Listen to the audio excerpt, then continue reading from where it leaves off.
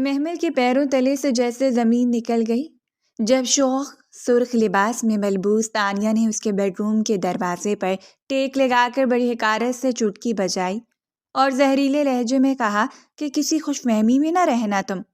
نانا ابو کی جائیداد کے کاغذات ملتے ہی فائق تمہیں طلاق دے کر مجھ سے شادی کرے گا۔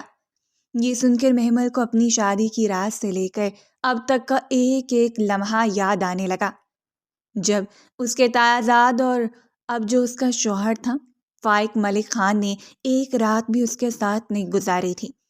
اسے اپنی بے بسی اور فائق کی سنگدلی کا یقین ہو گیا، مگر وہ آنسو پینے کی بجائے غصے سے بھر گئی اور تانیہ کو وہیں چھوڑ کر تیز قدموں سے ڈرائنگ روم کی طرف بڑھی جہاں خاندان کے تمام بڑے موجود تھے۔ تایا جان جب اس کے سسر تھے اپنی شان سے صوفے پر بیٹھے چائے پی رہے تھے، دادی جان تسبیح پڑھ رہی تھیں۔ محمل نے کمرے میں داخل ہوتے ہی سب کو ساکت کر دیا۔ اس نے بلند آواز میں کہا کہ مجھے فائق سے ابھی اور اسی وقت طلاق چاہیے۔ یہ شخص نامرد ہے اور مجھے اب تک شوہر والا سکون نہیں دے پایا ہے۔ محمل کی بات کسی ایٹم بم کے دھماکے سے کم نہ تھی۔ دادی کی تسبیح رک گئی۔ فائق جو ابھی گھر میں داخل ہوا تھا اس کی غصیلی آواز سن کر وہاں پہنچا تھا۔ اس کے چہرے کا رنگ غصے سے سیاہ پڑ گیا۔ تایا جان یعنی ملک صاحب نے گرج کر کہا کہ محمل بیٹی، یہ تم کیا کہہ رہی ہو؟ ہوش میں تو ہو؟ تمہیں معلوم ہے کہ اس الزام کا مطلب کیا ہے؟ محمل نے تڑپ کر جواب دیا کہ تایا جان ہوش تو اب آیا ہے مجھے، جب آپ کی چہیتی بھانجی تانیہ نے مجھے میری اوقات دکھائی ہے کہ میں صرف جائیداد کے کاغذات تک اس گھر کی بہو ہوں۔ فائق نے آگے بڑھ کر محمل کا بازو سختی سے دبوچا اور دھاڑ کر کہا کہ تمہاری ہمت کیسے ہوئی یہ بکواس کرنے کی؟ کیا تمہیں ذرا بھی شرم نہیں آئی؟ سب کے سامنے میری مردانگی پر سوال اٹھاتے ہوئے محمل نے اس کا ہاتھ جھٹک کر کہا کہ شرم تو آپ کو آنی چاہیے تھی، جو شادی کر کے بھی تانیہ کے پلو سے بندھے ہوئے ہیں۔ ہم میاں بیوی کے معاملات اب پرسنل نہیں رہے، ہم میرے قریب نہیں آئے یا آپ کی کزن تک جانتی ہے سے گھٹیا بات۔ اور کیا اگر آپ مرد ہوتے تو اپنی بیوی کو ذلت نہ سہنے دیتے؟ فائق نے دانت پیستے ہوئے محمل کی آنکھوں میں آنکھیں ڈال دیں اور بولا کہ اگر تمہیں لگتا ہے کہ میں نامرد ہوں تو سن لو محمل، آج سے یہ میرا چیلنج ہے اور میرا غرور بھی کہ اگر ایک ہفتے کے اندر اندر تمہیں حاملہ نہ کیا تو میرا نام فائق نہیں۔ میں تمہیں دکھاؤں گا کہ مردانگی کیا ہوتی ہے اور تمہاری زبان کو کیسے لگام دی جاتی ہے۔ تانیہ جو کونے میں کھڑی یہ سب دیکھ رہی تھی، اس کے چہرے سے ہمائیاں اڑنے لگیں کیونکہ اسے توقع نہیں تھی کہ محمل اتنا بڑا قدم اٹھا لے گی۔ تائی جان جو پہلے ہی تانیہ کو ناپسند کرتی تھیں اور اس گھر سے نکالنا چاہتی تھیں، انہوں نے موقع غنیمت جانا اور بولی کہ دیکھ لیا آپ نے ملک صاحب اپنی بھانجی کے کرتوت، اس لڑکی نے میرے گھر کا سکون برباد کر دیا ہے۔ محمل یتیم ہے تو کیا ہوا، اس کی عزت اس گھر کی عزت ہے۔ مگر تانیہ نے اسے کچھ نہیں کہا۔ ملک صاحب نے تانیہ کو گھور کر دیکھا اور کہا کہ تانیہ، اگر تمہاری وجہ سے یہ نوبت آئی ہے تو تم ابھی اسی وقت اپنا سامان پیک کرو۔ مگر تانیہ نے روتے ہوئے کہا کہ ماموں میرا کیا قصور ہے؟ فائق کا پارا آسمان پر تھا۔ اس نے محمل کا ہاتھ دوبارہ پکڑا اور اسے گھسیٹتے ہوئے سیڑھیوں کی طرف لے جانے لگا۔ محمل نے چیخ کر کہا کہ چھوڑو مجھے فائق، مجھے تم سے نفرت ہے، تم ایک گرے ہوئے انسان ہو۔ فائق نے جس زور سے دروازے کو بند کیا تھا اس کی گونج محمل کے دل کے اندر تک سنائی دی تھی، اور جب اس نے چابی گھما کر تالا لگایا تو محمل کو لگا جیسے اس کی سانسیں اس بند کمرے میں قید ہو کر رہ گئی ہیں۔ فائق نے مڑ کر اسے ایسی نظروں سے دیکھا جیسے وہ کوئی مجرم ہو اور اس کی سزا ابھی شروع ہونی ہو۔ محمل نے اپنے کانپتے ہاتھوں کو چھپانے کے لیے صوفے کی پشت کو سختی سے تھام لیا۔ فائق اس کی طرف بڑھا اور نہایت سرد لہجے میں بولا، تم نے سمجھا کیا تھا محمل؟ تم سب کے سامنے میری تذلیل کرو گی اور میں خاموشی سے سن کر تمہیں طلاق دے دوں گا؟ اتنا کمزور نہیں ہوں میں جتنا تم نے دنیا کو دکھانے کی کوشش کی ہے۔ محمل نے ہمت جمع کی اور بلند آواز میں جواب دیا، کمزوری تو تمہارے کردار میں ہے فائق، جو ایک بیوی کے ہوتے ہوئے بھی کسی اور کے خواب دیکھ رہے تھے۔ مجھے اس قید سے کوئی ڈر نہیں کیونکہ میرا ضمیر مطمئن ہے۔ میں نے سچ کہا ہے۔ فائق نے ایک جھٹکے سے اسے بازو سے پکڑ کر اپنی طرف کھینچا اور غصے سے پھنکارتے ہوئے کہا، سچ وہ نہیں تھا جو تم نے کہا، سچ وہ ہے جو اب میں ثابت کروں گا۔ تم نے میری مردانگی کو للکارا ہے نا، تو اب اس کمرے سے تم تب ہی نکلو گی جب تم میری ملکیت بن چکی ہوگی۔ محمل نے اسے پیچھے دھکیلتے ہوئے کہا، خبردار جو تم نے مجھے چھونے کی کوشش کی۔ فائق تم نے چیلنج ضرور دیا ہے، مگر یاد رکھنا زبردستی سے تم صرف جسم جیت سکتے ہو. کسی کا وجود حاصل کرنے کے لیے پہلے انسان بننا پڑتا ہے، جو تم نہیں ہو. فائق نے زوردار کہکا لگایا اور بولا، انسان اور ہمدردی کی باتیں اب تم پر جچتی نہیں ہیں. محمل، تم نے خود اس جنگ کا آغاز کیا ہے، اب اسے انجام تک پہنچانا میرا کام ہے.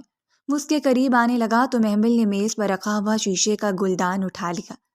اگر تم ایک قدم بھی آگے بڑھے تو میں خود کو نقصان پہنچا لوں گی، مگر تمہیں اپنے قریب نہیں آنے دوں گی. فائق وہیں رک گیا. اس کی آنکھوں میں حیرت اور غصے کی لہر دوڑی. اس نے تنزن کہا، واہ محمل بی بی، جائیداد کی خاطر اتنا بڑا ڈرامہ کر رہے ہو. تانیہ ٹھیک کہتی تھی کہ تم صرف پیسوں کے لیے اس گھر میں آئی ہو. محمل کی آنکھوں سے آنسو نکل آئے. تانیہ، تانیہ اور صرف تانیہ. کیا تمہیں اس کے سوا کچھ دکھتا نہیں ہے؟ کیا تمہیں نظر نہیں آتا کہ تمہاری وہ تانیہ تمہارے بابا اور امی کی تذلیل کر رہی ہے؟ وہ لڑکی اپنی ماں کی طرح صرف جائیداد چاہتی ہے اور تم اندھے ہو چکے ہو. فائق نے میز پر ہاتھ مار کر کہا، زبان سنبھال کر بات کرو محمل. وہ میری کزن ہے اور اس نے ہمیشہ میرا ساتھ دیا ہے. محمل نے ہنستے ہوئے کہا، ساتھ دیا ہے یا تمہیں استعمال کیے ہیں؟ فائق، تم نے کبھی سوچا کہ اگر آج میں یہ طلاق کا مطالبہ نہ کرتی تو کیا تم کبھی میرے پاس آتے؟ کبھی نہیں، کیونکہ تمہاری انا تانیہ کے اشاروں پر ناچ رہی ہے. فائق کچھ دیر خاموش رہا، پھر اس نے محمل کے ہاتھ سے وہ گلدان چھین کر ایک طرف پھینکا اور اسے بیڈ پر دھکیل دیا. محمل نے مزاحمت کی، مگر فائق کی طاقت کے آگے وہ بے بس تھی. فائق نے اس کے دونوں ہاتھ جکڑ لیا اور اس کی آنکھوں میں جھانک کر بولا، مجھے کسی کی نصیحت کی ضرورت نہیں ہے، مجھے بس اپنا بدلہ چاہیے. محمل نے روتے ہوئے کہا، بدلہ لینا ہے تو مجھے مار دو. فائق، لیکن اس طرح میری عزت نفس کو پامال مت کرو. کیا تمہیں ذرا بھی احساس نہیں ہے کہ میں تمہاری منکوہ ہوں، کوئی بازار کی عورت نہیں ہوں جس پر تم چیلنج لگاؤ؟ فائق کے ہاتھ کی گرفت ڈھیلی پڑ گئی. محمل کے ان الفاظ نے جیسے اس کے اندر کہیں گہری چوٹ کی تھی. اس نے پہلی بار غور سے محمل کے چہرے کو دیکھا، جس پر خوف نہیں بلکہ ایک عجیب سی اذیت اور غیرت تھی. محمل نے سسکیاں لیتے ہوئے بات جاری رکھی کہ تم سمجھتے ہو جائیداد ہی سب کچھ ہے. فائق، جاؤ لے لو وہ سب کچھ، میں دستخط کر دوں گی. مجھے نہیں چاہیے خاندانی وراثت کا پیسہ، لیکن مجھے وہ عزت دے دو جو ایک انسان کا حق ہوتی ہے. تم نے مجھے اس کمرے میں بند کر کے خود کو بھی قید کر لیا ہے. کیا تمہیں لگتا ہے کہ اس جبر کے بعد میں تمہارے بچے کی ماں بن کر خوش رہوں گی؟ فائق ایک لمحے کے لیے ساکت ہو گیا.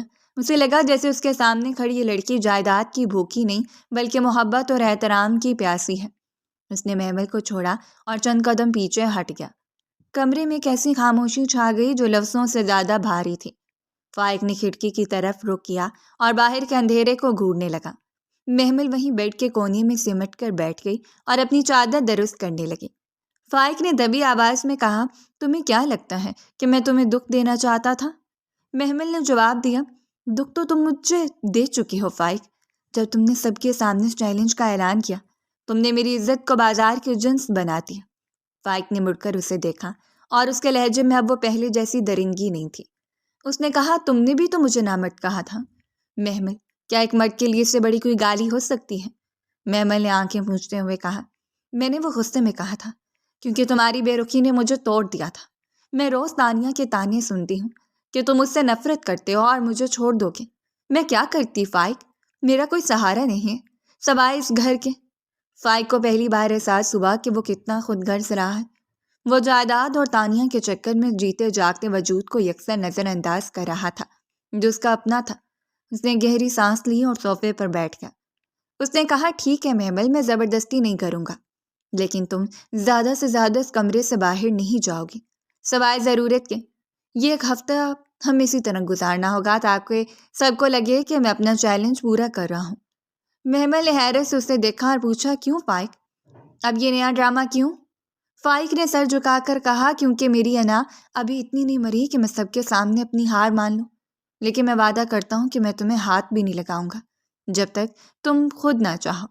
محمل نے تلخی سے کہا، میں کبھی نہیں چاہوں گی فائق.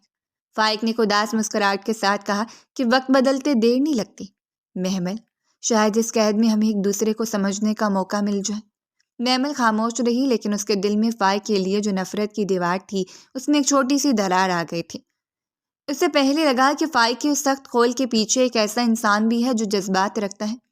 رات بیت رہی تھی اور وہ دونوں ایک ہی کمرے میں ہو کر بھی میلوں دور تھے، لیکن اس تنہائی نے انہیں وہ سب سوچنے پر مجبور کر دیا تھا جو وہ ہجوم میں کبھی نہیں سوچ پائے تھے۔ فائق کو احساس ہو رہا تھا کہ جائیداد کے کاغذات تو مل جائیں گے، مگر کیا وہ محمل کی کھوئی ہوئی عزت نفس کبھی واپس لا پائے گا؟ جبکہ محمل یہ سوچ رہی تھی کہ کیا یہ قید اس کی زندگی کا سب سے بڑا موڑ ثابت ہوگی، یا پھر یہ فائق کی کوئی نئی چال ہے۔ ان دونوں کی خاموش گفتگو کمرے کی دیواروں سے ٹکرا رہی تھی، اور باہر تانیہ بے چینی سے صبح ہونے کا انتظار کر رہی تھی تاکہ وہ دیکھ سکے کہ اس کی لگائی ہوئی آگ نے کتنا نقصان کیا ہے۔ مگر اسے نہیں معلوم تھا کہ اس آگ میں اب فائق اور محمل کی غلط فہمیاں جل کر راکھ ہو رہی ہیں، اور ایک نیا احساس جنم لے رہا تھا جس کا نام شاید ابھی کسی کو معلوم نہیں تھا۔ اگلی صبح جب سورج کی پہلی کرن نے کمرے کی کھڑکی سے اندر جھانکا تو فائق اور محمل دونوں ہی رات بھر کی تھکن اور ذہنی اذیت سے نڈھال تھے۔ فائق صوفے پر بیٹھے بیٹھے ہی سو گیا تھا، جبکہ محمل نے جائے نماز پر سر بسجود ہو کر اپنی قسمت کی سلامتی مانگی تھی۔ اچانک نیچے ڈرائنگ روم سے شور و غل کی آوازیں آنے لگیں تو فائق کی آنکھ کھلی۔ اس نے جھٹکے سے اٹھ کر اپنی شرٹ کے بٹن بند کیے اور محمل کی طرف دیکھا جو اپنی چادر سنبھال رہی تھی۔ فائق نے خشک لہجے میں کہا کہ تم یہی رہو، میں دیکھ کر آتا ہوں کہ نیچے کیا ہنگامہ ہے۔ محمل نے جواب دیا کہ نہیں فائق، تذلیل میری بھی ہوئی ہے، اس لیے میں بھی ساتھ چلوں گی۔ فائق نے ایک لمحے کے لیے اسے دیکھا، پھر خاموشی سے دروازے کا تالا کھولا اور دونوں نیچے کی طرف بڑھے، جہاں تایا جان کے سامنے ایک ادھیر عمر شخص کالا کوٹ پہنے بیٹھا تھا اور میز پر بہت سے کاغذات بکھرے ہوئے تھے۔ تانیہ، تائی جان اور دادی جان بھی وہیں موجود تھیں۔ تانیہ کے چہرے پر ایک عجیب سی فاتحانہ مسکراہٹ تھی۔ وکیل صاحب نے فائق کو دیکھتے ہی چشمہ ناک پر ٹکایا اور بولے کہ آئیے فائق صاحب، میں آپ کا ہی انتظار کر رہا تھا۔ آپ کے دادا مرحوم کی وصیت کا وہ حصہ جو اب تک سر بمہر تھا، اسے کھولنے کا وقت آ گیا ہے۔ فائق نے کرسی پر بیٹھتے ہوئے کہا کہ وکیل صاحب، اس وقت اس وصیت کی کیا ضرورت ہے؟ ہم پہلے ہی بہت سے مسائل میں گھرے ہوئے ہیں۔ وکیل نے مسکرا کر کاغذات میں خاص ورق نکالا اور بلند آواز میں پڑھنا شروع کیا کہ ملک جاوید صاحب کی وصیت کے مطابق خاندانی جائیداد اور کاروبار کا 50% حصہ فائق کے نام ہوگا، لیکن باقی کا 50% حصہ براہ راست ان کی پوتی محمل کے نام منتقل کیا جاتا ہے، اور اس میں خاص شرط یہ ہے کہ اگر فائق اور محمل کے درمیان طلاق ہوتی ہے یا یہ دونوں علیحدہ ہوتے ہیں تو پوری جائیداد فائق سے چھین کر ایک فلاحی ٹرسٹ کو منتقل کر دی جائے گی۔ یہ سنتے ہی تانیہ کے ہاتھ سے پانی کا گلاس چھوٹ گیا اور وہ چلا کر بولی کہ یہ کیا بکواس ہے؟ نانا ابو، محمل کے نام اتنی بڑی جائیداد کیوں کریں گے؟ وہ تو اس گھر کی بیٹی بھی نہیں ہے۔ محمل کے والد یعنی چھوٹے ماموں نے خود اپنی مرضی سے حویلی چھوڑی تھی۔ وکیل صاحب نے سخت لہجے میں کہا کہ حویلی میں رہتی الگ تھی، مگر وہ ملک جاوید کی پوتی تھی اور اب اس گھر کی عزت ہے، اور جاوید صاحب جانتے تھے کہ ان کی جائیداد کو کون سنبھال سکتا ہے اور کون برباد کر سکتا ہے۔ تایا جان نے حیرت سے پوچھا کہ وکیل صاحب، کیا اس میں کسی تبدیلی کی گنجائش نہیں ہے؟ وکیل نے نفی میں سر ہلایا اور کہا ہرگز نہیں۔ اگر محمل اس جائیداد سے دستبردار ہونا چاہے تب بھی یہ فائق کے نام نہیں ہوگی بلکہ ٹرسٹ کو چلی جائے گی۔ فائق جب تک خاموش تھا اس نے محمل کی طرف دیکھا جس کے چہرے پر کسی فتح کا غرور نہیں بلکہ ایک گہری سوچ تھی۔ فائق نے وکیل سے کہا یعنی آپ یہ کہنا چاہتے ہیں کہ میری اپنی جائیداد پر بھی میرا مکمل حق نہیں ہے؟ وکیل نے جواب دیا حق تو ہے مگر محمل کے ساتھ جڑے رہنے کی صورت میں۔ فائق نے ایک تلخ ہنسی ہنستے ہوئے تانیہ کی طرف دیکھا جو غصے سے لال پیلی ہو رہی تھی۔ تانیہ نے فائق کے قریب آ کر اس کا بازو جھٹکا اور کہا فائق کچھ بولو، تم نے تو کہا تھا کہ کاغذات ملتے ہی تم مجھے اپنی بیوی بناؤ گے، اب کیا ہوگا؟ فائق نے اس کا ہاتھ پیچھے ہٹایا اور سرد آواز میں کہا اب وہ ہوگا جو قدرت چاہتی ہے۔ تانیہ تم دیکھ رہی ہو کہ میرے ہاتھ بندھے ہوئے ہیں؟ تائی جان ایک زوردار کہکا لگایا اور تانیہ کے سامنے آ کر کھڑی ہو گئی اور بولی کیوں تانیہ بی بی، اب کدھر گئی تمہاری وہ چٹکیاں اور وہ غرور؟ اللہ کی لاٹھی بے آواز ہوتی ہے۔ تم نے میری بہو کو طلاق دلوانے کا خواب دیکھا تھا نا، اب دیکھو محمل اس گھر کی آدھی مالکت بن چکی ہے اور تم یہاں صرف ایک مہمان ہو، بن ماں کی، اور وہ بھی ایسی مہمان جو اب سب کو زہر لگ رہی ہے۔ تانیہ نے چیخ کر کہا ممانی، آپ مجھے نہیں نکال سکتی، میں ماموں کی بھانجی ہوں۔ ماموں نے صوفے سے اٹھتے ہوئے کہا بس تانیہ بہت ہو چکا، اب مزید تماشا نہیں۔ وکیل صاحب نے جو کہا وہ پتھر پر لکیر ہے۔ محمل نے پہلی بار اپنی خاموشی توڑی اور وکیل صاحب کی طرف قدم بڑھایا۔ اس نے بہت پرسکون انداز میں پوچھا وکیل صاحب، اگر میں اس جائیداد کا اپنا حصہ فائق کے نام کرنا چاہوں تو کیا یہ ممکن ہے؟ سب کے کان کھڑے ہو گئے۔ فائق نے حیرت سے محمل کو دیکھا۔ وکیل نے کہا، بیٹی آپ ایسا تو کر سکتی ہیں، لیکن اس کے لیے بھی آپ کا رشتہ برقرار رہنا ضروری ہے اور قانونی پیچیدگیاں بہت زیادہ ہیں۔ محمل نے فائق کی آنکھوں میں جھانکتے ہوئے کہا، سنا آپ نے فائق صاحب، جس جائیداد کے لیے آپ تانیہ کے اشاروں پر ناچ رہے تھے وہ میرے قدموں میں ہے، لیکن مجھے اس جائیداد میں کوئی دلچسپی نہیں ہے۔ مجھے تو صرف اس بات کا دکھ ہے کہ آپ نے چند کاغذ کے ٹکڑوں کے لیے اپنی بیوی کی عزت نیلام کر دی۔ فائق کا سر شرم سے جھک گیا۔ اس نے دبی آواز میں کہا، محمل، میں نے ایسا نہیں سوچا تھا۔ محمل نے بات کاٹتے ہوئے کہا، آپ نے سوچا ہی کیا تھا فائق، سوائے اپنی انا اور تانیہ کی خوشی کے؟ اب میں اس گھر میں رہوں گی، لیکن اپنی شرائط پر۔ تانیہ کی طرف اشارہ کرتے ہوئے محمل نے کہا کہ تایا جان، اگر آپ چاہتے ہیں کہ یہ جائیداد ٹرسٹ کو نہ جائے تو تانیہ کو آج اس گھر سے رخصت ہونا ہوگا۔ میں ایک ہی چھت تلے اس عورت کا سایہ بھی برداشت نہیں کروں گی۔ تانیہ نے تڑپ کر کہا، فائق دیکھو، یہ کیا کہہ رہی ہے؟ فائق نے تانیہ کی طرف دیکھا اور پھر محمل کی ان پرعزم آنکھوں کی طرف جس میں اب ایک مالکن کا وقار تھا۔ فائق نے ایک لمبا سانس لیا اور تانیہ سے مخاطب ہو کر کہا، تانیہ، محمل ٹھیک کہہ رہی ہے، تمہارا یہاں رہنا مناسب نہیں ہے، تم اپنے گھر واپس جاؤ۔ تانیہ کو لگا جیسے اس پر آسمان گر پڑا ہو۔ اس نے روتے ہوئے کہا، فائق، تو میری خاطر اس جائیداد کو ٹھکرا کیوں نہیں دیتے؟ فائق نے تلخی سے کہا کہ صرف جائیداد کی بات نہیں ہے تانیہ، بات خاندان کے وقار کی بھی ہے۔ میں سب کچھ لٹانے کا خطرہ نہیں مول لے سکتا۔ تانیہ وہاں سے پیر پٹکتی اپنے کمرے کی طرف بھاگی۔ دادی جان نے سکون کا سانس لیا اور محمل کے سر پر ہاتھ رکھ کر کہا کہ جیتی رہو میری بچی، تو نے آج اس گھر کی دیواریں گرنے سے بچا لی ہیں۔ وکیل صاحب رخصت ہوئے تو ڈرائنگ روم میں ایک عجیب سی خاموشی چھا گئی۔ فائق وہیں کھڑا رہا جبکہ محمل بغیر مڑے اپنے کمرے کی طرف بڑھ گئی۔ فائق کو پہلی بار احساس ہوا کہ جس لڑکی کو اب تک ایک کمزور یتیم سمجھ رہا تھا وہ کتنی مضبوط نکلی۔ اس نے جائیداد کا لالچ نہیں کیا بلکہ اسے اپنی عزت کی ڈھال بنا لیا۔ فائق کمرے میں پہنچا تو محمل کھڑکی کے پاس کھڑی تھی۔ اس نے آہستہ سے کہا، محمل، شکریہ۔ محمل نے پلٹ کر دیکھا اور کہا کہ شکریہ کس بات کا فائق؟ اس جائیداد کے لیے جو میرے نام ہوئی ہے یا تانیہ کو نکالنے کے لیے؟ فائق نے کہا، دونوں کے لیے۔ محمل نے ایک ٹھنڈی آہ بھری اور کہا کہ فائق جائیدادیں گھر بناتی ہیں، دل نہیں۔ آپ کا وہ ایک ہفتے والا چیلنج اب بھی برقرار ہے یا جائیداد ملنے کی خوشی میں وہ ختم ہو گیا؟ فائق اس کے قریب آیا اور بولا کہ وہ چیلنج اب میرے لیے ایک بوجھ بن گیا ہے۔ محمل، میں اب سمجھ نہیں پا رہا کہ میں کیا کروں۔ محمل نے اس کے سینے پر ہاتھ رکھ کر اسے پیچھے کیا اور کہا کہ کچھ کرنے کی ضرورت نہیں ہے فائق صاحب، بس اتنا یاد رکھیں کہ جس عورت کو آپ نے نامردی کا طعنہ سن کر حاصل کرنے کی ٹھانی تھی وہی عورت آج آپ کے ہر فیصلے کی مالکن ہے۔ اب کھیل میرے ہاتھ میں ہے اور اصول بھی میرے ہوں گے۔ فائق اسے دیکھتا رہ گیا۔ اسے احساس ہوا کہ تانیہ کا بنایا ہوا سارا پلان صرف مٹی میں نہیں ملا تھا بلکہ اب فائق کی اپنی پہچان بھی محمل کی مرضی کے تابع ہو چکی تھی اور یہ اس کی انا کے لیے سب سے بڑی شکست تھی۔ مگر شکست میں ایک عجیب سا سکون بھی تھا جو اسے محمل کی قربت میں محسوس ہو رہا تھا، جسے وہ اب تک جھٹلاتا آیا تھا۔ تانیہ نے اپنی شکست کو اتنی آسانی سے تسلیم نہیں کیا تھا بلکہ اس کے دماغ میں انتقام کی ایک نئی لہر دوڑ رہی تھی۔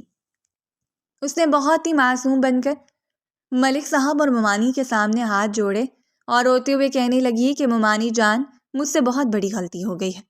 میں اپنے گھر جانے سے پہلے سب کے ساتھ ایک آخری بار وقت گزارنا چاہتی ہوں تاکہ ہم سب کے دل صاف ہو جائیں۔ میری امی نے پہاڑی علاقے والے فارم ہاؤس کی چابیاں بھیجی ہیں، کیوں نہ ہم سب 1-2 دن کے لیے وہیں چلیں؟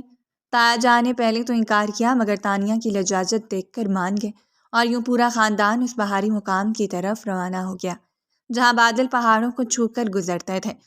فارم ہاؤس پہنچ کر تانیہ نے بہت خوش اخلاقی کا مظاہرہ کیا جیسے وہ بدل گئی ہو، لیکن اس کی نظریں صرف محمل کے تعاقب میں تھیں۔ رات کا اندھیرا جب گہرا ہوا، ہر طرف سناٹا چھا گیا تو محمل اپنے کمرے میں اکیلی بیٹھی کھڑکی سے باہر پہاڑوں کے سائے دیکھ رہی تھی۔ اچانک تانیہ نے کمرے کا دروازہ تھوڑا سا کھولا اور سرگوشی میں کہا کہ محمل، سن رہی ہو؟ فائق نیچے جھیل کے کنارے پتھروں پر تمہارا انتظار کر رہا ہے۔ اس نے کہا ہے کہ اسے تم سے کچھ ضروری بات کرنی ہے اور وہ چاہتا ہے کہ وہاں کوئی دوسرا نہ ہو۔ محمل نے حیرت سے پوچھا کہ اتنی رات گئے، وہ وہاں کیوں گئے ہیں؟ تانیہ نے بڑی چالاکی سے جواب دیا کہ وہ بہت پریشان تھا کہہ رہا تھا کہ جائیداد کی وصیت کے بعد سے وہ خود کو مجرم سمجھ رہا ہے اور تم سے اکیلے میں معافی مانگنا چاہتا ہے۔ محمل کا دل ایک لمحے کے لیے پگھل گیا۔ اسے لگا کہ شاید فائق واقعی بدل رہا ہے۔ وہ اپنی چادر اوڑھ کر خاموشی سے سیڑھیاں اتری اور فارم ہاؤس کے پچھلی طرف بنے اس راستے پر چل پڑی جو گہری کھائی اور جھیل کی طرف جاتا تھا۔ اندھیرا اتنا تھا کہ اسے اپنے ہاتھ بھی سجائی نہیں دے رہے تھے۔ تانیہ پیچھے پیچھے دبے قدموں آ رہی تھی۔ محمل جب اس مقام پر پہنچی جہاں سے نیچے گہرا پانی اور پتھریلی ڈھلوان شروع ہوتی تھی تو وہ رک گئی۔ اس نے آواز دی کہ فائق، آپ یہاں ہیں؟ مگر جواب میں صرف ہواؤں کی سنسناہٹ تھی۔ تانیہ نے موقع غنیمت جانا اور اپنے چہرے پر درنگی کے لیے محمل کے بالکل پیچھے پہنچ گئی۔ اس نے اپنے دونوں ہاتھ محمل کی کمر پر رکھے تاکہ ایک ہی جھٹکے میں اسے ہمیشہ کے لیے ختم کر دیں، لیکن جیسے اس نے دھکا دینے کی طاقت لگائی، اندھیرے سے ایک مضبوط ہاتھ نے تانیہ کا بازو فضا میں ہی جکڑ لیا اور دوسرا ہاتھ محمل کے کندھے پر آ گیا، جس نے اسے کھائی کی طرف گرنے سے بچا کر اپنی طرف کھینچ لیا۔ محمل خوف سے چیخ اٹھی اور پیچھے مڑی تو دیکھا کہ فائق کھڑا تانیہ کا بازو مڑو رہا تھا۔ فائق کی آنکھوں میں اس وقت وہ آگ تھی جو تانیہ نے پہلے کبھی نہیں دیکھی تھی۔ فائق نے گرج کر کہا کہ تو اتنی گر جائے گی تانیہ؟ میں نے سوچا بھی نہیں تھا۔ میں نے تیری ہر بات سنی جب تو محمل کے کمرے میں سے جھوٹ بول کر یہاں بھیج رہی تھی۔ میں دیکھنا چاہتا تھا کہ تیری نفرت کہاں تک جاتی ہے۔ تانیہ درد سے کراتے ہوئے بولی کہ فائق مجھے چھوڑو، میرا وہ مطلب نہیں تھا، یہ لڑکی تمہاری دشمن ہے۔ فائق نے اسے ایک طرف جھٹکا دیا اور کہا کہ دشمن یہ نہیں بلکہ تم ہو۔ تانیہ، تم نے آج ثابت کر دیا کہ تم انسان نہیں بلکہ قاسمین کا سانپ ہو۔ محمل جو کانپ رہی تھی اور جس کی سانسیں اکھڑ رہی تھیں، اس نے فائق کا بازو تھام لیا۔ فائق نے فوراً اپنا کوٹ اتار کر محمل کے کندھوں پر ڈالا اور اسے سہارا دے کر سینے سے لگا لیا۔ محمل نے روتے ہوئے کہا کہ فائق، اگر آج آپ نہ آتے تو یہ مجھے مار دیتی۔ فائق نے محمل کے سر پر ہاتھ رکھا اور بہت نرمی سے بولا کہ میں اب تمہیں کچھ نہیں ہونے دوں گا۔ محمل، میں نے بہت دیر کر دی تمہیں پہچاننے میں، لیکن اب میں تمہارا محافظ ہوں۔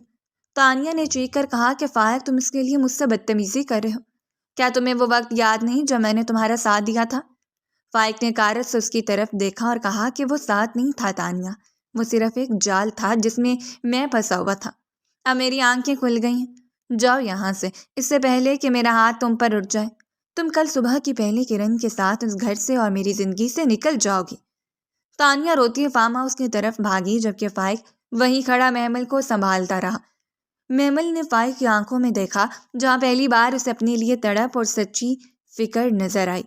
فائق نے محمل کے آنسو اپنے انگوٹھے سے صاف کیے اور کہا کہ مجھے معاف کر دو محمل، میں نے تمہیں بہت دکھ دیے ہیں۔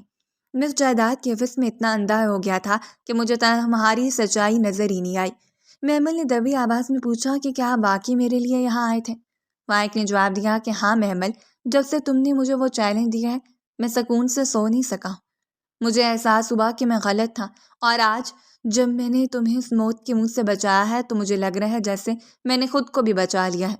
محمل کو فائق کے قرب میں ایک ایسی ڈھال محسوس ہو رہی تھی جس کا اس نے کبھی تصور بھی نہیں کیا تھا۔ اس نے فائق کا ہاتھ تھام لیا اور کہا کہ فائق، جائیداد آتی جاتی رہتی ہے مگر اعتبار ایک بار ٹوٹ جائے تو کبھی واپس نہیں آتا۔ فائق نے محمل کا ہاتھ اپنے لبوں سے لگایا اور عہد کیا کہ میں وہ اعتبار پھر سے جیتوں گا محمل، چاہے مجھے کچھ بھی کرنا پڑے۔ اس رات پہاڑوں کی اس خاموشی میں ایک نیا رشتہ پروان چڑھ رہا تھا۔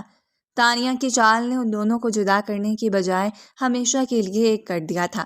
محمل کو اب احساس ہوا کہ فائق کا وہ سخت لہجہ صرف ایک نقاب تھا جس کے پیچھے ایک ایسا مرد چھپا تھا جو اپنی عورت کی حفاظت کرنا جانتا تھا۔ وہ دونوں آہستہ آہستہ فارم ہاؤس کی طرف واپس چلنے لگے جہاں اب ایک نئی زندگی ان کا انتظار کر رہی تھی اور تانیہ کا وجود اس خاندان سے ہمیشہ کے لیے مٹ چکا تھا۔ محمل نے محسوس کیا کہ اب وہ کسی خوش فہمی میں نہیں ہے بلکہ حقیقت میں فائق کی محبت کی مالکن بن رہی ہے، اور یہی اس کی سب سے بڑی جیت تھی۔ فارم ہاؤس سے واپسی کے بعد گھر کی فضا بدلی سی تھی۔ تانیہ کو اس کی ماں کے گھر بھیج دیا گیا تھا مگر اس کی بوئی ہوئی نفرت کی فصل ابھی کٹنا باقی تھی۔ محمل نے اب خود کو مصروف رکھنے کے لیے باہر نکلنے کا فیصلہ کیا تو ایک دن مارکیٹ میں اسے اپنا پرانا کلاس فیلو شہریار مل گیا۔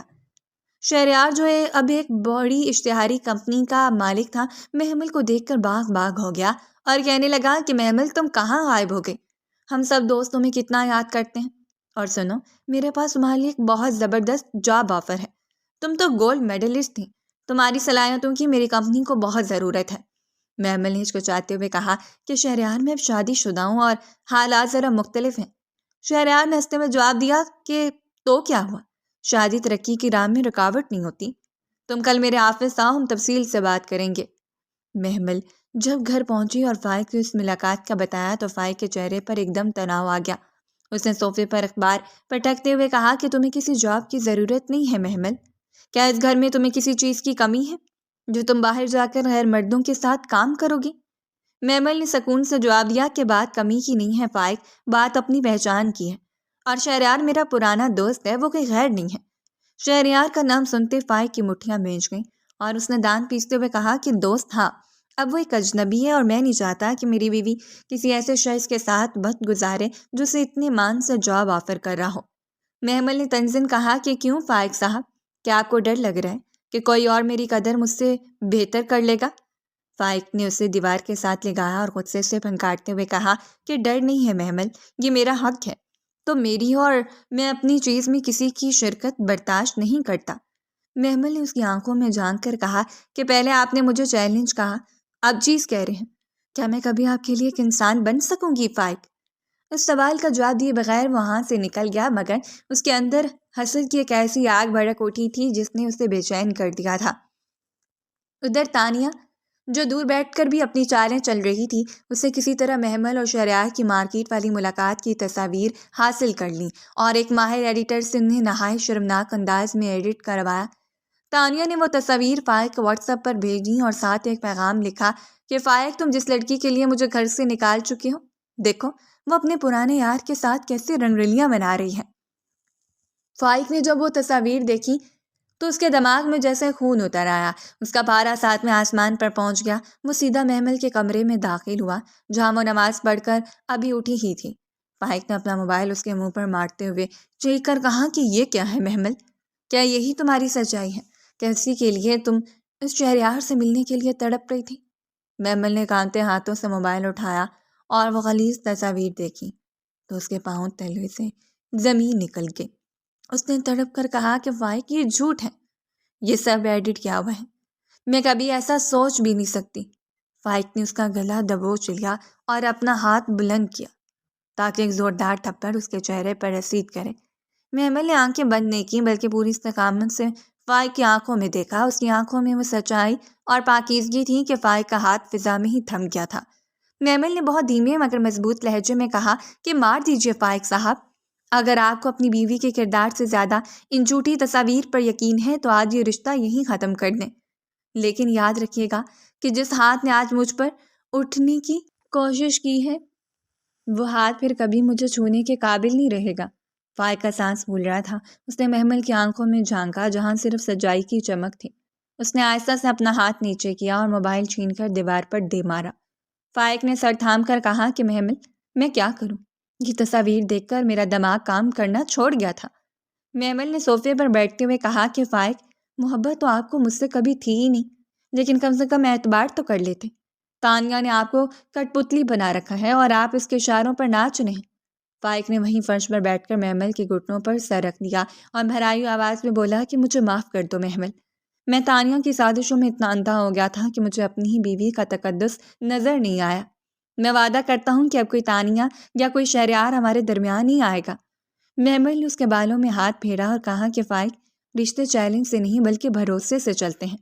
آپ نے مجھے اپنی ملکیت تو سمجھ لیا ہے مگر کبھی اپنا شریک حیات نہیں سمجھا۔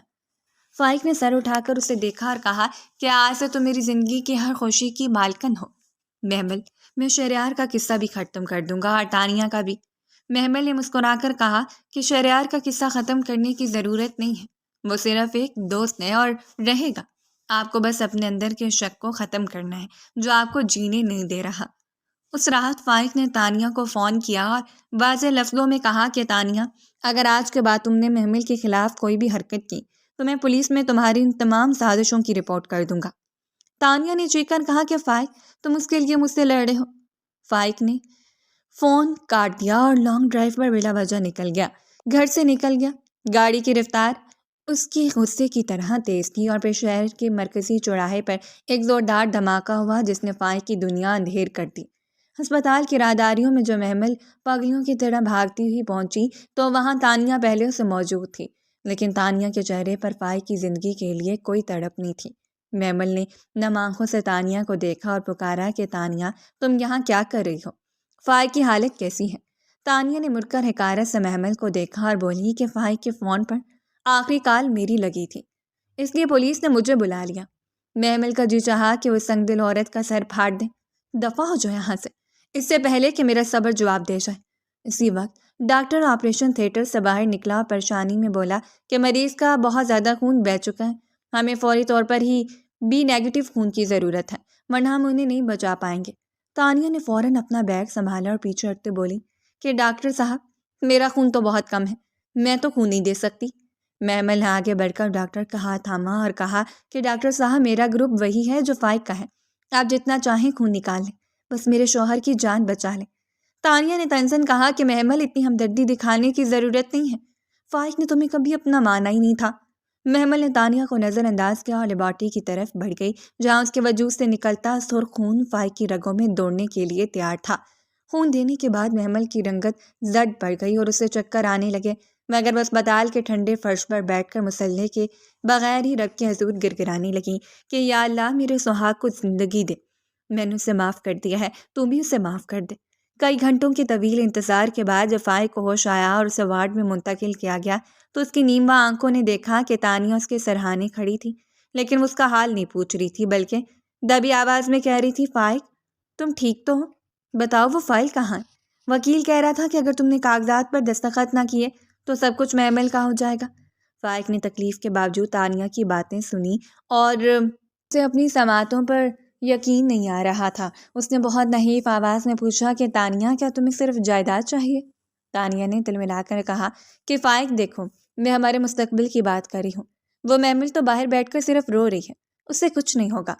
فائق نے اپنی آنکھیں بند کر لیں اور پھر اسے یاد آیا کہ بے ہوشی کے عالم میں اسے کسی کا لمس محسوس ہوا تھا جس نے اسے مرنے نہیں دیا تھا۔ اسی وقت نرس اندر داخل ہوئی اور تانیہ سے مخاطب ہو کر بولی کہ بی بی، آپ سائڈ پر ہو جائیں، ان کی بیوی محمل صاحبہ نے اپنا خون دیکھ کر ان کی جان بچائی ہے، وہ بیچاری تو خود نڈھال ہو کر باہر بیٹھی ہیں۔ فائق نے جیسے ہی سنا اس کی آنکھوں سے آنسو بہہ نکلے۔ اس نے تانیہ کی طرف دیکھا اور لرزتے ہوئے لہجے میں کہا کہ تانیہ، تم ابھی اور اسی وقت یہاں سے چلی جاؤ، میں نے اپنی زندگی کی سب سے بڑی غلطی تمہیں اپنا سمجھ کر کی تھی۔ جس عورت کو میں جائیداد کی بھوکی سمجھتا تھا، اس نے اپنا خون دیکھ کر مجھے نئی زندگی دی۔ تانیہ نے غصے سے پیر پٹکے اور کہا کہ فائق، تم پچھتاؤ گی، یہ لڑکی تمہیں برباد کر دے گی۔ فائق نے چیخ کر کہا کہ بربادی تمہارے ساتھ رہنے میں تھی تانیہ، اب دفع ہو جاؤ۔ تانیہ کے جانے کے بعد محمل آہستہ سے کمرے میں داخل ہوئی۔ اس کے چہرے پر نکاہٹ تھی، مگر فائق کو زندہ دیکھ کر اس کی آنکھوں میں اطمینان کی چمک تھی۔ فائق نے اپنا ہاتھ دھیرے سے محمل کی طرف بڑھایا۔ محمل نے اس کا ہاتھ تھام لیا تو فائق نے روتے ہوئے کہا کہ محمل، مجھے معاف کر دو، میں کتنا اندھا تھا، مجھے تمہارے ہی خون پر شک کرتا رہا۔ آج تمہارے خون نے میری رگوں میں دوڑ کر مجھے احساس دلایا ہے کہ تم میری زندگی ہو، جائیداد نہیں۔ محمل نے اس کے ماتھے پر ہاتھ رکھا اور کہا کہ فائق صاحب، خاموش رہیں، آپ کو آرام کی ضرورت ہے، میں نے سب معاف کر دیا ہے، بس آپ ٹھیک ہو جائیں۔ فائق نے محمل کے ہاتھ کو اپنے لبوں سے لگایا اور بولا کہ محمل، آج میری آنکھوں سے وہ پٹی اتر گئی ہے جو تانیہ نے باندھی تھی۔ میں نے تمہیں ہمیشہ ایک چیلنج سمجھا، مگر تم تو میری محافظ نکلی۔ محمل نے مسکرا کر کہا، فائق، رشتے خون دینے سے نہیں بلکہ دل دینے سے بنتے ہیں، اور میرا دل تو اسی دن آپ کا ہو گیا تھا جب ہمارا نکاح ہوا تھا۔ فائق نے گہرا سانس لیا اور اسے لگا کہ حادثے نے اس کا جسم تو توڑ دیا ہے مگر اس کی روح کو جوڑ دیا ہے۔ اس نے عہد کیا کہ اب وہ کبھی محمل کی آنکھوں میں آنسو نہیں آنے دے گا۔ ہسپتال کے اس کمرے میں جہاں موت کا سایہ تھا، اب زندگی اور محبت کی ایک نئی خوشبو مہک رہی تھی، اور فائق کی بدلی ہوئی نظریں محمل کو بتا رہی تھیں کہ اب وہ کسی خوش فہمی میں نہیں بلکہ ایک سچی اور لازوال محبت کی حقیقت میں جی رہی ہے۔ باہر کالی رات بیت رہی تھی اور ایک نئی روشن صبح ان دونوں کا انتظار کر رہی تھی، جہاں تانیہ جیسے کرداروں کی کوئی جگہ نہیں تھی۔ ہسپتال سے گھر واپسی کے بعد فائق کی طبیعت اب پہلے سے بہت بہتر تھی اور وہ ہر وقت محمل کی قربت تلاش کرنے لگا تھا۔ اسے لگتا تھا کہ اب زندگی کے سارے جھگڑے ختم ہو چکے ہیں اور وہ محمل کے ساتھ ایک نئی زندگی کا آغاز کرے گا، مگر وہ اس بات سے بے خبر تھا کہ جس محمل نے اسے اپنا خون دے کر نئی زندگی بخشی تھی، اس نے اس زندگی میں اپنے لیے کوئی جگہ نہیں رکھی تھی۔ ایک صبح جو فائق کی آنکھ کھلی تو اسے پورا گھر عجیب سا خاموش لگا۔ اس نے اپنے کمرے میں محمل کو آواز دی کہ محمل سنو، میری ادویات کہاں رکھی ہیں؟ مگر جواب میں صرف سناٹا تھا۔ وہ لڑکھڑاتا ہوا ڈرائنگ روم میں آیا جہاں ملک صاحب اور ان کی بیگم بھی پریشان کھڑے تھے۔ بیگم صاحبہ کے ہاتھ میں کاغذ تھا اور ان کی آنکھیں نم تھیں۔ فائق نے گھبرا کر پوچھا کہ امی جان، محمل کہاں ہے؟ وہ صبح سے نظر نہیں آ رہی۔ انہوں نے وہ کاغذ فائق کی طرف بڑھایا اور روتے ہوئے کہا کہ وہ چلی گئی ہے فائق، وہ ہمیں چھوڑ کر چلی گئی۔ فائق نے کانپتے ہاتھوں سے وہ خط پکڑا جس پر محمل کی تحریر اور اس کے دل پر نشتر کی طرح لگی تھی۔ اس نے لکھا تھا کہ فائق صاحب، آپ کو نئی زندگی مبارک ہو۔ میرا خون آپ کی رگوں میں دوڑا ہے، اسے میری آخری نشانی سمجھیے گا۔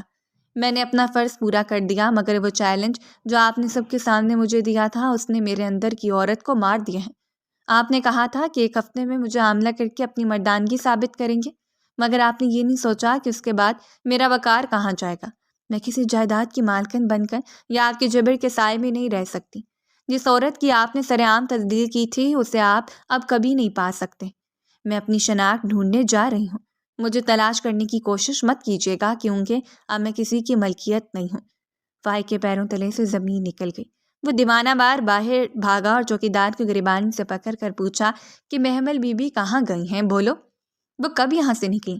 چوکیدار نے ڈرتے ہوئے کہا کہ صاحب وہ تو فجر کے وقت ہی ٹیکسی میں بیٹھ کر چلی گئی تھیں، انہوں نے کہا تھا کہ کسی کو بتانے کی ضرورت نہیں۔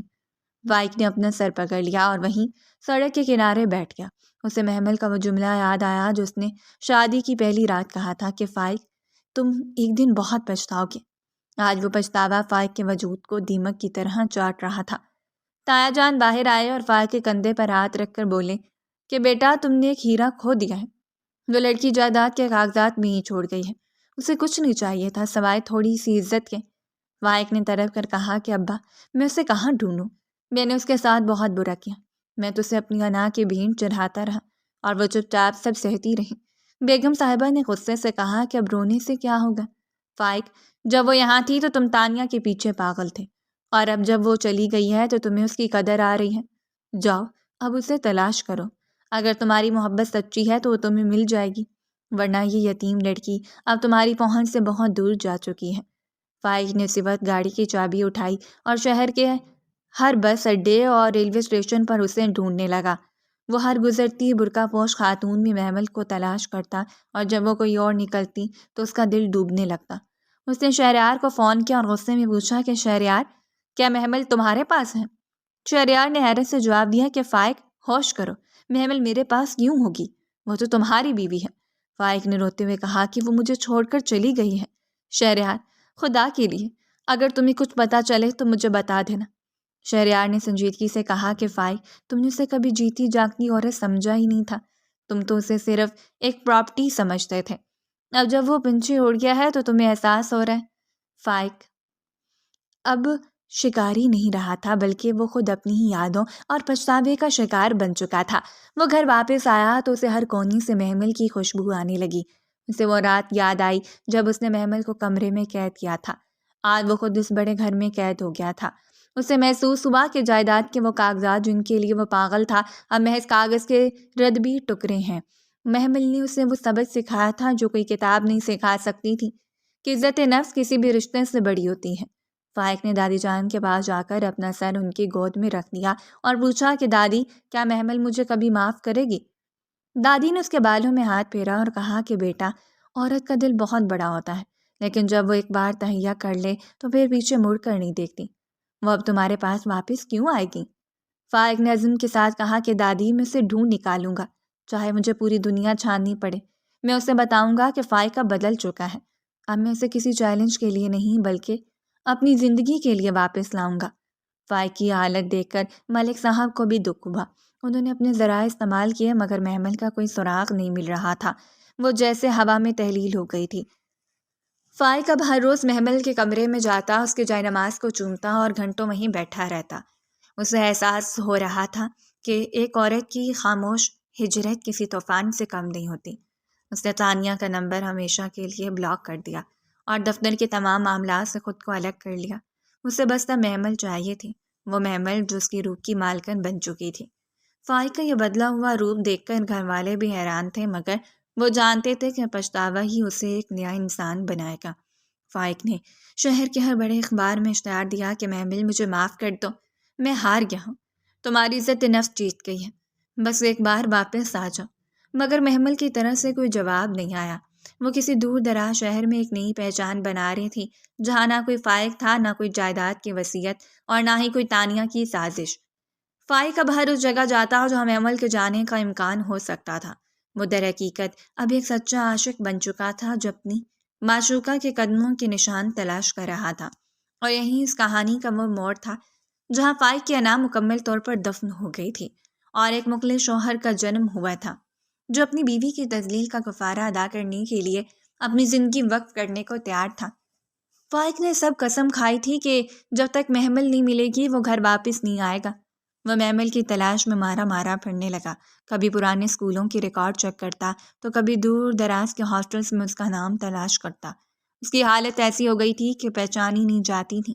چہرے پر بڑی ہوئی داڑھی اور آنکھوں کی گرد سیاہ حلقے اس کے پچھتاوے کی گواہی دے رہے تھے۔ ایک دن اسے اطلاع ملی کہ ایک لڑکی جس کا حلیہ محمل سے ملتا ہے، شہر کے مضافات میں ایک چھوٹے سے اسکول میں پڑھاتی ہے اور وہیں ایک ورکنگ وومن ہاسٹل میں مقیم ہے۔ فائق بنا وقت ضائع کیے وہاں پہنچا۔ وہ ایک اچھی بستی کے قریب واقع معمولی سا ہاسٹل تھا جہاں غربت کی بو آتی تھی۔ فائق نے جب ہاسٹل کے گیٹ پر دستک دی تو وارڈن نے پوچھا، کیا آپ کس سے ملنا چاہتے ہیں؟ فائق نے لرزتی آواز میں کہا کہ مجھے محمل سے ملنا ہے، وہ یہاں رہتی ہے نا؟ وارڈن نے شک بھری نظروں سے اسے دیکھا اور کہا کہ وہ تو ابھی اسکول سے آئی ہے اور آرام کر رہی ہے۔ آپ کون ہیں؟ فائق نے جواب دیا کہ میں اس کا گنہگار ہوں، بس اسے کہہ دیں کہ کوئی اس سے معافی مانگنے آیا ہے۔ تھوڑی دیر بعد محمل سیڑھیوں سے اتری۔ اس کے چہرے پر نکاہٹ تھی مگر وقار ویسا ہی تھا۔ فائق نے اسے دیکھتے ہی اپنے گھٹنے ٹیک دیے اور اس کے پیروں کے پاس فرش پر بیٹھ گیا۔ محمل نے پیچھے ہٹتے ہوئے کہا کہ فائق صاحب، یہ آپ کیا کر رہے ہیں؟ اٹھیں یہاں سے، لوگ دیکھ رہے ہیں۔ فائق نے روتے ہوئے اس کی چادر کا پلو تھام لیا اور کہا کہ محمل، مجھے نہیں اٹھنا جب تک تم مجھے معاف نہیں کرو گی۔ میں نے تمہاری تذلیل کی، تمہاری مردانگی کو للکارا، میں کتنا بڑا جاہل تھا۔ محمل نے خشک لہجے میں کہا کہ فائق صاحب، وہ سب اب پرانی باتیں ہو گئی ہیں، میں اب اس زندگی سے آگے بڑھ چکی ہوں، یہاں میں سکون سے ہوں، مجھے جائیداد چاہیے نہ آپ کا نام۔ فائق نے تڑپ کر کہا کہ مجھے پتا ہے تمہیں کچھ نہیں چاہیے محمل، مگر مجھے تم چاہیے ہو، تمہارے بغیر میرا وجود ادھورا ہے۔ محمل نے اپنا ہاتھ چھڑا لیا اور کہا کہ اب دیر ہو چکی ہے فائق صاحب، آپ واپس چلے جائیں۔ محمل کے اندر اس وقت ایک طوفان برپا تھا، کیونکہ اسے چند دن پہلے ہی معلوم ہوا تھا کہ وہ امید سے ہے۔ وہ ڈاکٹر کے پاس گئی تھی جہاں اسے بتایا گیا کہ فائق کا وہی چیلنج اب ایک حقیقت بن کر اس کے وجود میں پرورش پا رہا ہے۔ مگر محمل نے طے کر لیا تھا کہ وہ یہ بات فائق کو کبھی نہیں بتائے گی۔ اسے ڈر تھا کہ اگر فائق کو پتہ چلا تو اسے صرف بچے کی ماں کے طور پر اپنائے گا، نہ کہ ایک شریک حیات کے طور پر۔ محمل نے دل پر پتھر رکھ کر کہا کہ فائق صاحب، میں آپ کے ساتھ نہیں جا سکتی۔ فائق نے پوچھا کہ کیوں محمل، کیا مجھ پر اب ذرا بھی اعتبار نہیں رہا؟ محمل نے جواب دیا کہ اعتبار تو اس دن ختم ہو گیا تھا جب آپ نے ڈرائنگ روم میں سب کے سامنے سودے بازی کی تھی۔ فائق نے گڑگڑا کر کہا کہ محمل، میں بدل گیا ہوں، میں نے تانیہ کو نکال دیا ہے، میں نے جائیداد سے دستبرداری کا سوچ لیا ہے، مجھے بس تم چاہیے ہو۔ محمل نے اپنے پیٹ پر ہاتھ رکھا جہاں ایک نئی زندگی انگڑائی لے رہی تھی، اور سوچا کہ کاش میں تمہیں بتا سکتی کہ تمہارا وارث میرے پاس ہے۔ مگر پھر اس نے خود کو سنبھالا اور بولی کہ فائق صاحب، اگر آپ واقعی شرمندہ ہیں تو مجھے میرے حال پر چھوڑ دیں، میں اب کسی کی ملکیت بن کر نہیں جینا چاہتی۔ فائق نے اسے بہت منانے کی کوشش کی مگر محمل کا لہجہ پتھر کی طرح سخت رہا۔ فائق وہاں سے بوجھل قدموں کے ساتھ نکلا، مگر اس نے فیصلہ کیا کہ وہ اسی بستی میں رہے گا اور محمل کی حفاظت کرے گا۔ وہیں ہاسٹل کے سامنے ایک چھوٹے سے کمرے میں فائق نے ڈیرا ڈال لیا۔ محمل کھڑکی سے اسے دیکھتی اور روتی تھی۔ وہ روزانہ سکول جاتی تو فائق سائے کی طرح اس کے پیچھے ہوتا۔ اسے ڈر لگتا تھا کہ محمل کی طبیعت خراب نہ ہو جائے، کیونکہ اسے محسوس ہو رہا تھا کہ محمل اب پہلے جیسی چاقو چوبند نہیں رہی۔ محمل کو اکثر چکر آتے تھے اور اسے متلی محسوس ہوتی تھی۔ ایک دن اسکول میں محمل اچانک بے ہوش ہو کر گر پڑی۔ فائق جو باہر ہی کھڑا تھا فوراً اندر بھاگا اور اسے اٹھا کر اسپتال لے گیا۔ ڈاکٹر نے معائنے کے بعد جب باہر آ کر فائق کو مبارکباد دی کہ مبارک ہو، آپ باپ بننے والے ہیں، تو فائق کے پیروں تلے سے زمین نکل گئی۔ اس کی آنکھوں سے خوشی کے آنسو جاری ہو گئے۔ اسے لگا جیسے اللہ نے اسے معاف کر دیا ہے۔ وہ دوڑ کر محمل کے پاس گیا جو اب ہوش میں آ چکی تھی۔ فائق نے اس کا ہاتھ چومتے ہوئے کہا کہ محمل، تم نے مجھ سے اتنی بڑی بات چھپائی؟ تم مجھے باپ بنانے والی ہو اور تم اکیلی یہ سب سہ رہی تھی۔ محمل نے غصے سے اپنا ہاتھ جھٹکا اور کہا کہ ہاں فائق صاحب، یہ وہی بچہ ہے جس کا آپ نے چیلنج دیا تھا، لیکن یاد رکھیے گا یہ میرا بچہ ہے، میں اسے آپ کی انا کی بھینٹ نہیں چڑھنے دوں گی۔ آپ یہاں صرف اس لیے آئے ہیں نا کہ آپ کو پتہ چل گیا ہے؟ فائق نے تڑپ کر کہا کہ نہیں محمل، مجھے اس بات کا علم ابھی ہوا ہے، میں تو یہاں تمہاری معافی کے لیے آیا تھا۔ محمل نے روتے ہوئے کہا کہ مجھے یقین نہیں آتا فائق صاحب، آپ اب اس بچے کی وجہ سے مجھ پر احسان کریں گے اور مجھے گھر لے جائیں گے تاکہ خاندان میں آپ کی مردانگی کا ڈھنڈورا پٹ سکے۔ فائق نے محمل کی آنکھوں میں آنکھیں ڈال کر کہا کہ محمل، خدا کی قسم مجھے کسی دنیا کی پرواہ نہیں ہے، اگر تم چاہو تو ہم اس جائیداد کو آگ لگا دیں گے، ہم کہیں دور چلے جائیں گے جہاں صرف تم، میں اور یہ بچہ ہو، لیکن مجھے اپنے سے دور مت کرو۔ محمل نے پہلی بار فائق کی آنکھوں میں وہ سچی تڑپ دیکھی جو کسی چیلنج یا انا کی محتاج نہیں تھی، مگر پھر بھی اس کا زخم اتنا گہرا تھا کہ وہ فوراً ماننے کو تیار نہ تھی۔ اس نے کہا کہ فائق صاحب، مجھے وقت چاہیے، میں ابھی آپ کے ساتھ نہیں جا سکتی۔ فائق نے سر جھکا کر کہا کہ ٹھیک ہے محمل، میں انتظار کروں گا، جب تک تم خود میرا ہاتھ نہیں تھام لیتی میں یہیں تمہارے ہاسٹل کے باہر تمہارا پہرا دوں گا۔ محمل نے دیکھا کہ فائق واقعی بدل چکا ہے، وہ جو کبھی اسی کے بغیر نہیں رہ سکتا تھا اب اس کچی بستی کی گرمی اور دھول میں صرف اس کے لیے بیٹھا تھا۔ محمل کے دل میں محبت کی دبی ہوئی چنگاری پھر سے سلگنے لگی تھی، مگر وہ چاہتی تھی کہ فائق اس آزمائش سے مکمل گزرے تاکہ اسے عورت کی اصل قیمت کا اندازہ ہو سکے۔ فائق اب روز محمل کے لیے پھل اور طاقت کی دوائیاں لا کر وارڈن کو دے جاتا۔ محمل ان چیزوں کو دیکھتی اور مسکراتی۔ اسے لگ رہا تھا کہ اس کا بچہ باپ کی تڑپ سن رہا ہے، اور شاید یہی اس کہانی کا وہ موڑ تھا جہاں ایک نئی زندگی نے نفرت کی آگ کو ٹھنڈا کرنا شروع کر دیا تھا۔ مگر ابھی تانیہ کی آخری ضرب باقی تھی جس کا ان دونوں کو اندازہ نہیں تھا۔ فائق کی طرف اور محمل کی خاموش آزمائش اپنی جگہ تھی، مگر تانیہ کے دماغ میں پلنے والا فطور اب ایک خونی کھیل کی شکل اختیار کر چکا تھا۔ ایک شام جب محمل اسکول سے واپس ہاسٹل کی طرف آ رہی تھی تو گلی کے نکڑ پر ایک کالی گاڑی رکی اور نقاب پوش گنڈوں نے زبردستی محمل کو اندر کھینچ لیا۔ محمل کی چیخیں گاڑی کے بند شیشوں میں دب کر رہ گئیں۔ فائق جو قریبی پھل خرید رہا تھا شور سن کر دوڑا، مگر تب تک گاڑی دھواں اڑاتی غائب ہو چکی تھی۔ فائق کے پیروں تلے سے زمین نکل گئی، وہ دیوانہ وار سڑک پر بھاگا مگر بے سود۔ کچھ ہی دیر بعد اس کے فون پر ایک گمنام نمبر سے کال آئی۔ دوسری طرف تانیہ کی زہریلی ہنسی تھی جو کہنے لگی کہ فائق صاحب، کیسا لگا سرپرائز؟ تمہاری وہ قیمتی بیوی اب میرے قبضے میں ہے، اور اگر اسے اور اس کے ہونے والے بچے کو زندہ دیکھنا چاہتے ہو تو جائیداد کے تمام کاغذات پر دستخط کر کے شہر سے باہر والے پرانے گودام پر پہنچ جاؤ۔ یاد رکھنا، اگر پولیس کو خبر کی تو تم 2 جنازے اٹھاؤ گے۔ فائق نے دھاڑ کر کہا کہ تانیہ، اگر محمل کو ایک خراش بھی آئی تو میں تمہارے وجود کے ٹکڑے کر دوں گا۔ دولت چاہیے تو لے لو مگر اس سے کچھ نہ کرنا۔ فائق نے بغیر کسی وقفے کے وکیل کو فون کیا اور کہا کہ تمام جائیداد تانیہ کے نام منتقل کرنے کے کاغذات تیار کرو۔